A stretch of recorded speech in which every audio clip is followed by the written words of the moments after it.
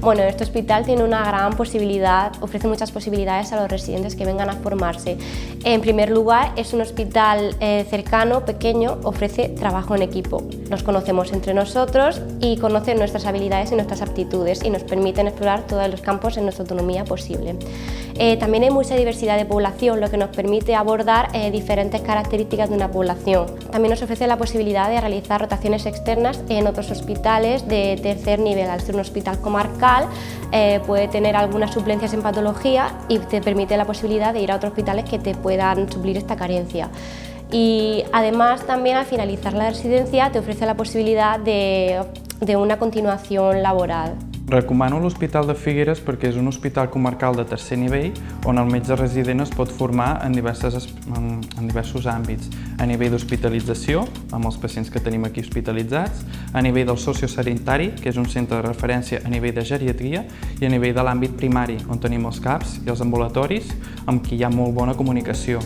L'Hospital de Figueres és un hospital on el metge resident de ginecologia i obstetrícia es pot formar molt bé en l'àmbit de cirurgia, ja que és un centre petit on nosaltres podem fer molta mà quirúrgica i a la part podem fer molts de pas i, diguéssim, àmbit obstètric, perquè tenim ecografies morfològiques i de primer i tercer trimestre. És un centre petit, tot està a l'abast, tenim molta comunicació amb les especialitats d'altres serveis, per exemple amb interna, urologia, anestèsia.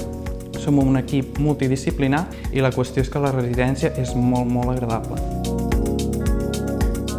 Las cosas buenas de la Fundación Salud Empordà, entre otras cosas, es que está cerca de Barcelona y nos ofrece mucha posibilidad para ir a congresos, cursos que se ofrecen en Barcelona y que si fueran en otra ciudad no podríamos ir. Aquí en Figueras podemos ir a pueblos cercanos como es Rosas, La Jonquera, La Escala, Sant Pere, y esto nos permite conocer mucho tipo de población muy diversa. Inmigrantes, personas mayores, personas más jóvenes y en ese sentido tenemos mucha variedad de pacientes.